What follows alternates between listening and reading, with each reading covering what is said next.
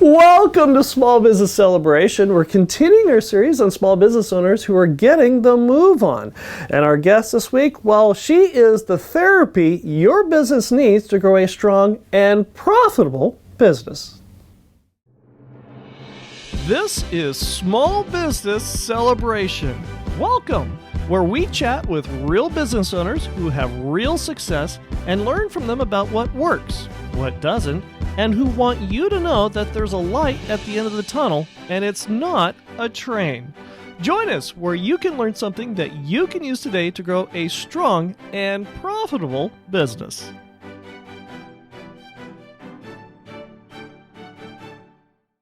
Welcome to Small Business Celebration, and our guest this week is Joan Knowlden, a licensed marriage family therapist. Welcome to Small Business Celebration. Thank you. For visionaries who don't know who are you, and what is it that you do?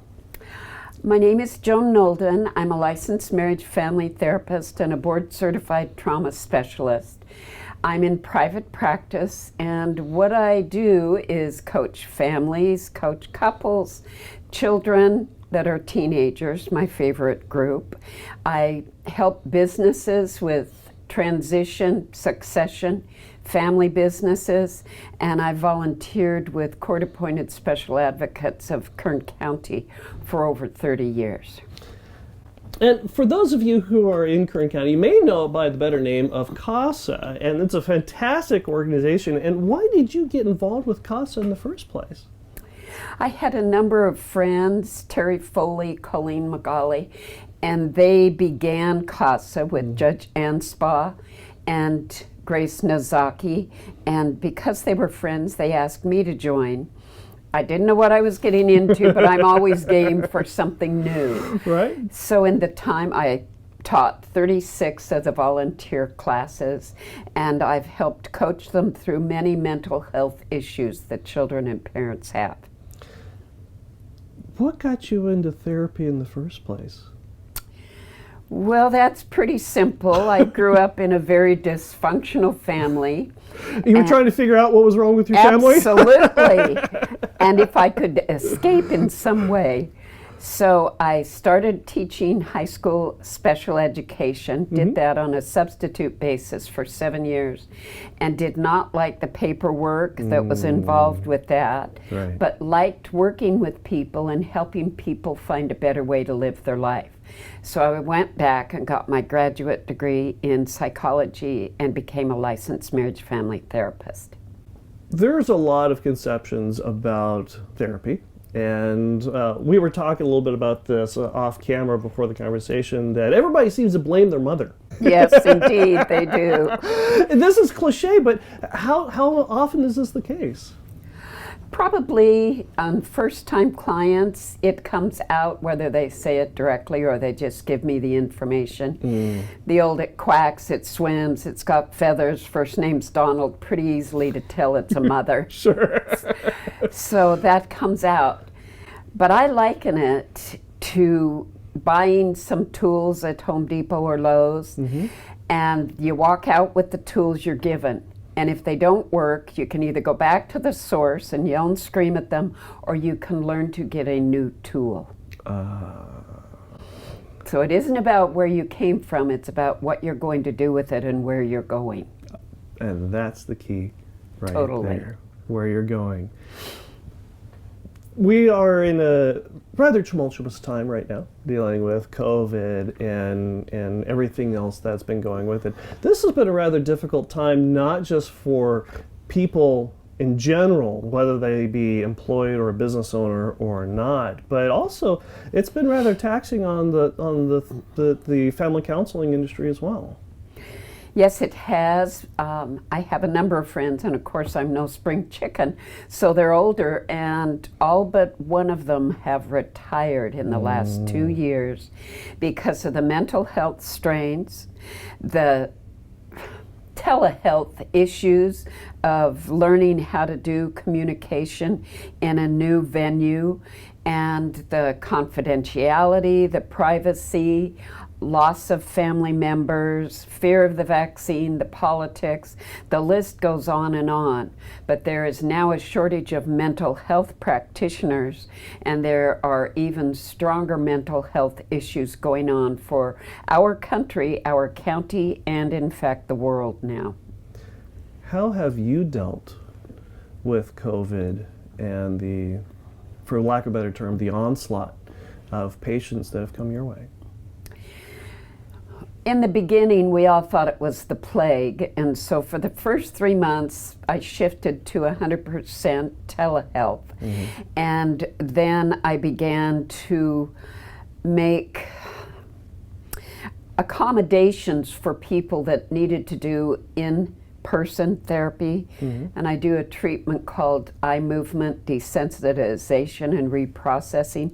What's that? EMDR. It is a bilateral stimulation of both hemispheres of the brain while you process a trauma.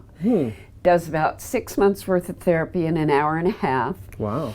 And I don't find that doing that by telehealth is appropriate, because as people work through traumas, sometimes they fall apart. And being in person allows me to use the other skills I have to help a person recompose, gain a hold of themselves, and heal through it. Doing that over telehealth, I just don't trust. I would also guess that doing it over the internet in front of a computer monitor, you miss a lot of the nonverbal cues that you get when you're in person with somebody. That's interesting. I've done a lot of thought on that. With clients that I already had a relationship with in person, I pretty well could read the bodily cues, but new clients were not a good fit to begin by telehealth because I didn't know their body cues, and there wasn't a whole body picture of them to be able to understand whether they're telling the truth, whether they're afraid, all kinds of things about them. So with new clients, I prefer to do that only in person at least 3 times. Being a business owner can be a very lonely business, because the business owner is top of the hill. They're having to make a lot of decisions on incomplete data and incomplete information that affects not just them, but their families, their employees' families, and it can be a rather lonely place to be. How do you help business owners work through that? I've done a lot of coaching and communication building in the businesses that I've coached, and particularly family-owned businesses that are dealing with succession and favorite child, golden child, scapegoat child. So I do a lot of education in what those roles are, pretty standardly in any family. And once they understand that they are not the only odd ones in the universe, but there is a collection of oddities that's familiar, they can relax and not take it so personally. One of the things that I joke about a lot here on Small Business Celebration is I'm an extrovert on TV. In reality, I'm very much an introvert. And I find there's a lot of business owners that are also in that camp as well. They get into business to solve a problem or a solution to something, to provide a product or a service, and then they find out, oh, gee, they have to sell, and they have all these other responsibilities to as a business owner as well. How do you help business owners work through that and be able to digest it and be able to not get overwhelmed and be able to take it through step by step so they can actually do what they want to do? One of the things that I do with family-owned businesses and businesses that I coach is give them the Myers-Briggs test, and what that does is tell your personality. It doesn't say if you're smart or dumb, so it takes that off the table. But it gives us a language to talk about what kind of ways you are in the world and how you perceive things. I also do it with couples, because I find the number one problem between couples and businesses is the extrovert-introvert equation.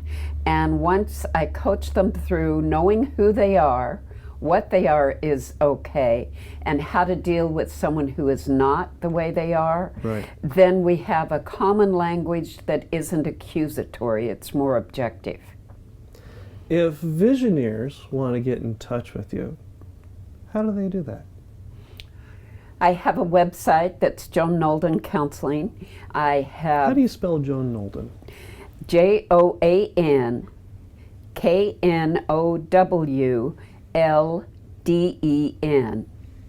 And then my phone number is 661-342-1868. And since COVID, that phone number is also a text message, and I can check that very rapidly. So texting is about the best way to get a hold of me. And if you enjoy Small Business Celebration, go ahead and like, subscribe, and notify, and leave a comment. In fact, we're going to be talking in the next segment about overworking and being a workaholic as a business owner when we come right back. Do you want the lowest standard of care for your health?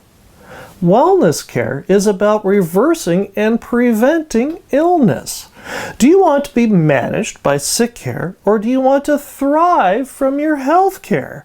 Call Dr. Hugh Beatty, MD, the Wellness Doc, at 661-395-0315, or visit him at hughbeatty.com and discover how you can transition from managed sick care to thriving with wellness care.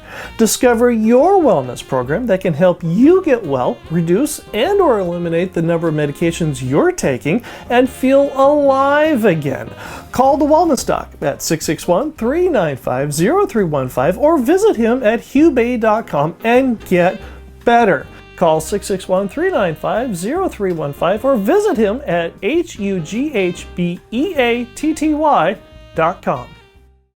I'm here with Joan Knowlden, a licensed marriage family therapist, and our visionary question comes from Mandy, who asks, my wife and I own a business together, but I think she works too hard and the business is consuming too much of her life. Is there any way I can help her see that she needs to slow down before she gives herself an ulcer?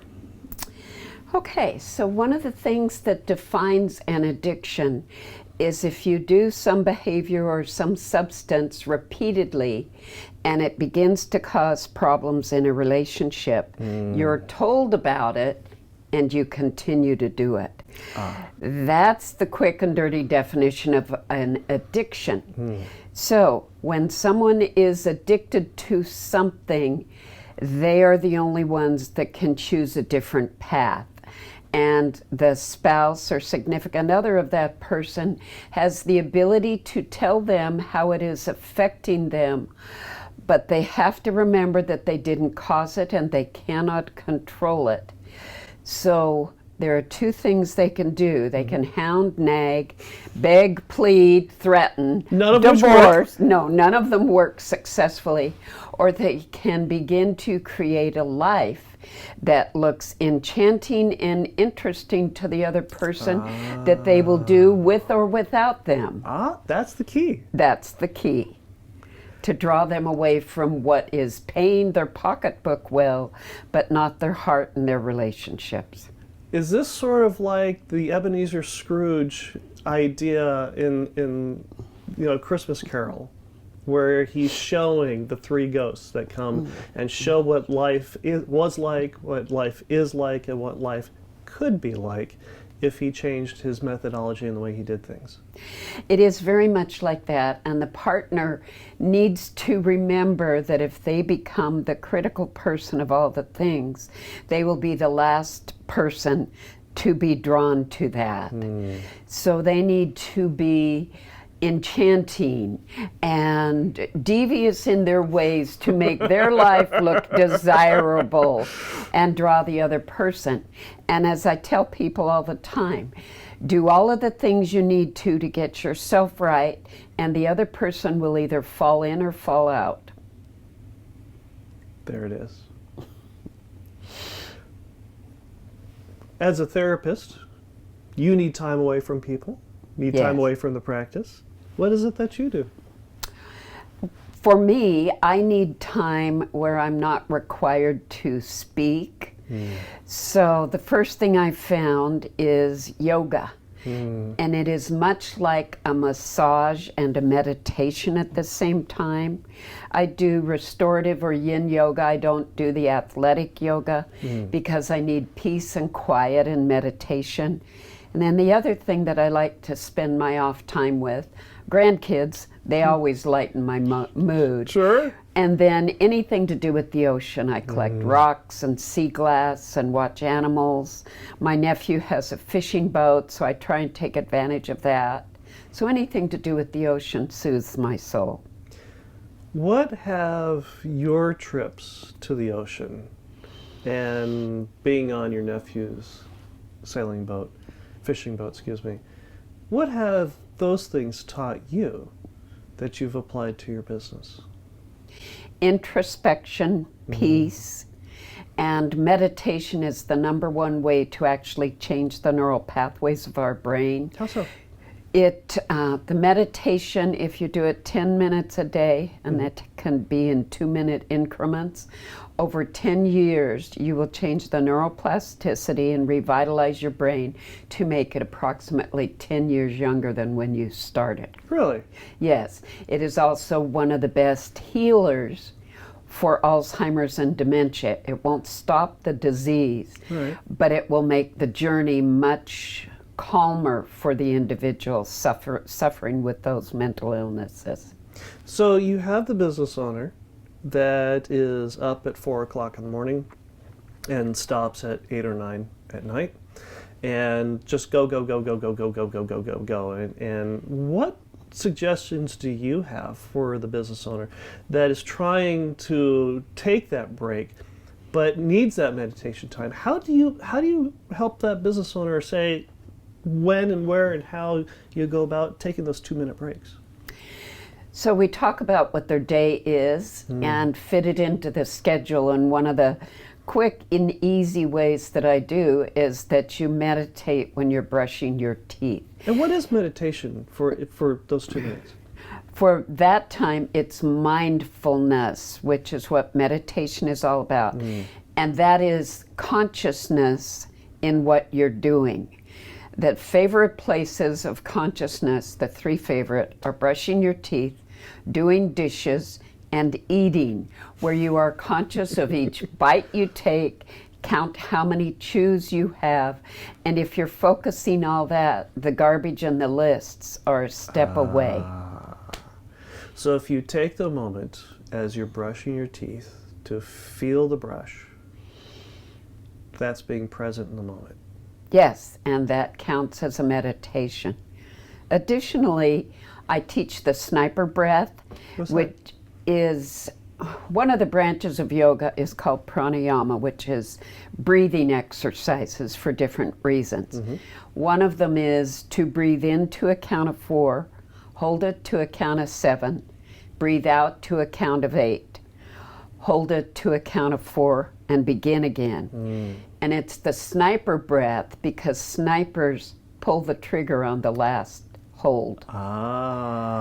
So they have exhaled, they've cleared their mind, and they're not moving because they're not breathing in or out. 3 of those can stop the adrenaline rush we have from the busyness of our lives, stop that progression in our body, and stop the progression of cortisol, which is the stress hormone, and calm our minds and bodies. But there's been a point in your business life as a therapist where you've had to take a whole bunch of those 2-minute meditations that affects the way that you make decisions today. What happened? Okay, taking a deep breath to begin. It was a turning point in my career. I was going to work with children and do testing and have a delightful psychology life. And then someone I was working with in the very beginning of my career turned me into the licensing board because she didn't like my clients liking me, is exactly what she said. You were doing too good of a job. Apparently, and that gave me research into what happens to people when they're doing well and other people want to take them on, which is when I learned two things. The first one is the word Schadenfreude. It's Austrian, and it means deriving pleasure out of other people's misery. And then the other one is the poppy syndrome. Poppy syndrome. If you look at a field of poppies, they're gorgeous, and then you see one that grows taller than the rest, there's a compulsion to cut it off. Really? Yes. And so when people are most successful, they also develop a target on their back. But that was a year that changed the whole course of my career. In that year that happened, my parents were killed by a man on PCP. My office burned down. My husband had a heart attack, and I developed cancer the first time. Wow. So from that point on, my shift has been to trauma.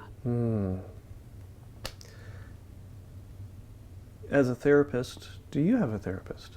Absolutely. He lives in Cambria now. He just moved with COVID. So you can go to the ocean. Absolutely, and see my therapist. It can't get better than that, I'll tell you. And as you've gone through your journey, have you always had a therapist to talk to? Because you hear a lot of problems, and it can get rather daunting on you. I'm guessing, is this a way that you can relieve some of that steam yourself and be able to work through some of those problems so they don't become baggage of your own? It's been twofold. I have him, and he is my EMDR therapist. EMDR? Eye movement, desensitization, and reprocessing. It's a trauma treatment, so he's been primarily that. And then for 15 years, I was part of a group of women, 10 women. Many were therapists, but nurses, housewives, all kinds of people that were supportive in a place to safely process life. So like with any other business owner, Yes. you have found your own networking group. Absolutely. We created it, and it served a purpose for raising children and finding our way in our professions. When we come back, we're going to talk about how you can help your employees deal with a very sensitive topic that everybody is dealing with tangentially together. The reason we're here with Joan Knowlden is because of a Visioneer question that came from a Visioneer just like you. We had a Visioneer that reached out to us on LinkedIn, Facebook, and Instagram and wanted to find out, I've got a spouse that has delved too deep into the business. Well, maybe that's you. So if you've got a question, you've got a thought, something you'd like to learn about, reach out to us on LinkedIn, Facebook, and Instagram today. I'm here with Joan Knowlden, a licensed marriage family therapist, and our Visioneer question comes from James, who asks, I have several employees that have become fixated on the situation in Ukraine. Normally, they are good employees, but their fixation is affecting their work, and I'm afraid their home lives. Is there anything I can do to help them? Yes, I've noticed in the last 3 years the fixation has moved from Trump and Biden to COVID to vax or non-vax, that people are using social media primarily to convince or to proselytize whatever their viewpoint is. Right. So in a teen group that I've led, I put a basket by the door and they put their phones in the basket to be taken out when there's a break, because that is the primary source of provocation of discussions and postings and all of the things that bring it to a boil. So if they just leave their computers, some, but not so much, but their phones are in alignment with their political views or their anxiety. And so if they put that down and don't have it at their desk, they do a better job of breathing, working, and paying attention to what's in front of them and not triggering the flight-fight response, which is what happens. These are tumultuous times, or at least they appear to be tumultuous times. How would you suggest an employer or a business owner goes through and helps their employees work through that, and by extension their families as well? So one of the ways that I've done in supporting businesses is have a once a week, once a month, it depends on what's going on, scheduled in-person half-an-hour meeting at lunch and provide them lunch and talk about what's going on and what they need from the company or their boss. And generally people will say it, and the number one complaint of all business employees is that they don't get evaluated or attaboys, attagirls. And so in that half an hour, it's asking them what they need and then giving them praise or notice for what they do. Or simple acknowledgement. Yes, acknowledgement. And then that's where the magic phrase comes in. And it isn't about the patriarch that says, I'm really proud of you. Right. It's about the person that believes in them that says, aren't you proud of yourself for? Aren't you proud of yourself for? And I have often challenged clients, especially with teenagers, to find something every single day that they can find in their child and tell them, aren't you proud of yourself? And I challenge them that if they do that for 6 weeks and it doesn't work, I'll pay their therapy the rest of their life. Never had anybody take me up on it. No takers, no takers. When you mentioned this process, it sounds like that over the years of your practice and all the different therapies that you've worked through and whatnot, you've had a lot of books that have come across your path. What's a book or two that you gift to people? There are 3 books. Actually, I just thought of a 4th one. They are Attached by Amir Levine, and that goes back to our style of how we attach to people in relationships. The book Quiet by Susan Cain, and it talks about being an introvert in the world, which is the minority of people, but in doing so she also talks about extroverts, and that helps with most couples and families. And then the last book, which is my favorite by far, is The Knight in Rusty Armor. Why is that? It's a fairy tale, but the fairy tale talks about somebody stuck in rusty armor and an inability to change. So that can be somebody stuck in work addiction, somebody stuck in an abusive relationship, all kinds of places we humans get stuck. And by explaining it in a 100-page fairy tale, it gives you some right between the eyes ways to stop what is stopping you in life. In 100 pages. In 100 pages. And the 4th? Is Broken Toys, Broken Dreams by Terry Kellogg.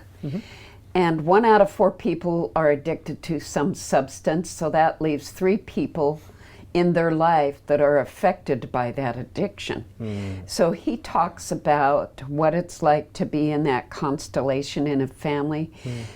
Because he says 97% of people come from a dysfunctional family and the other 3% are in denial. Right. So he talks about what that looks like and how to work out from under it.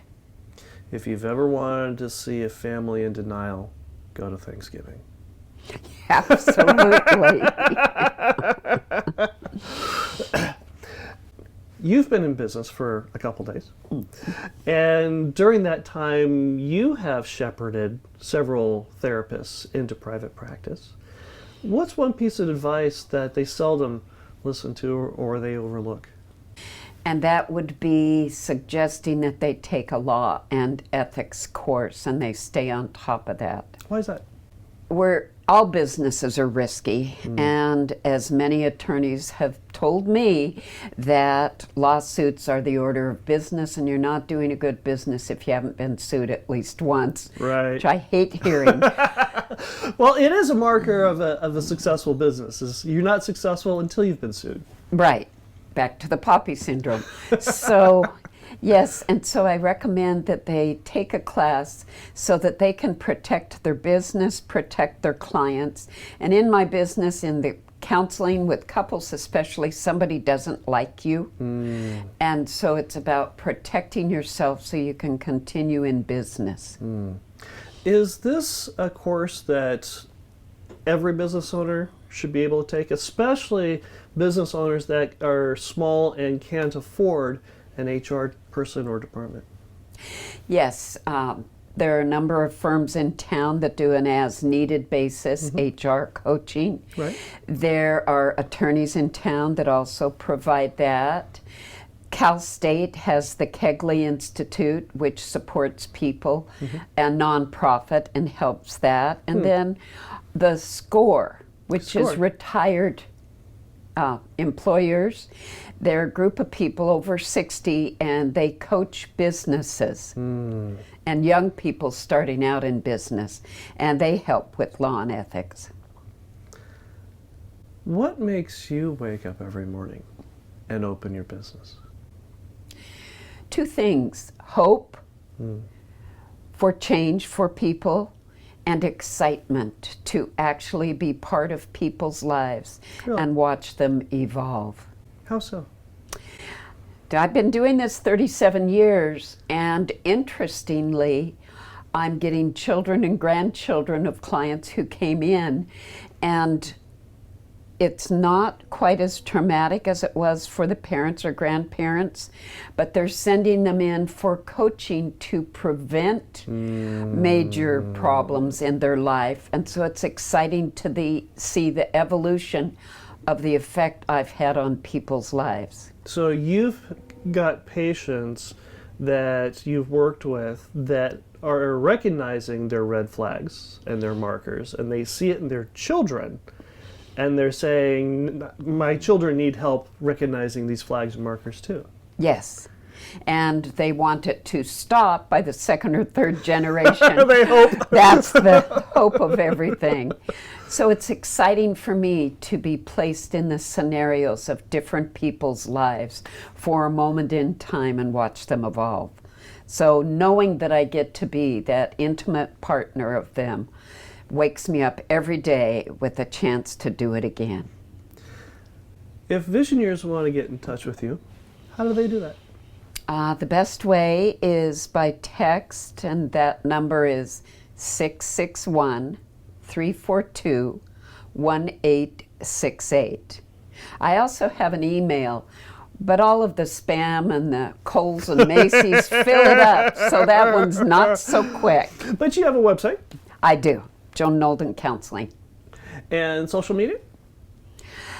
I don't. She has a basket by the door, and the phones go in the basket. That's right. Well, Joan, this has been a real privilege. Thank you very much for joining us here on Small Business Celebration. Thank you for inviting me. And I'll be right back with my final thought.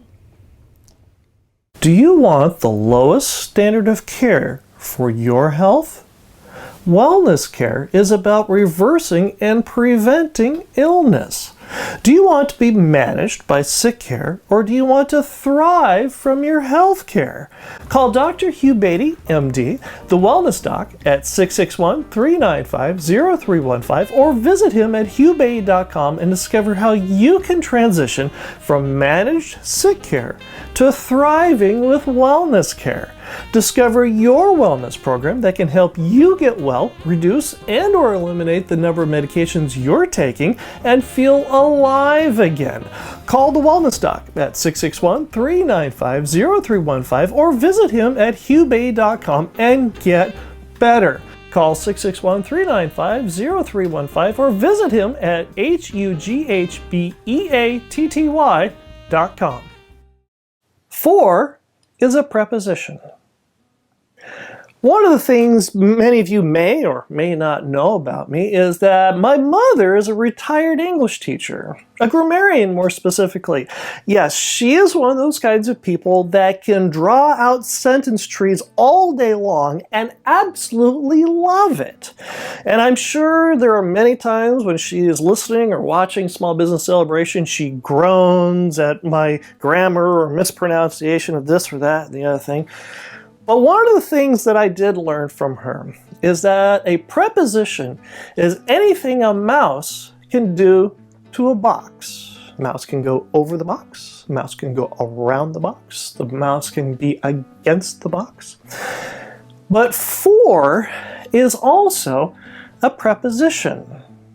More specifically, our guest today with Joan Knowlden, the licensed marriage family therapist, said something near the very end of the conversation. I don't know if it was intentional or not, but it was something that made me really think when I was driving home after our conversation.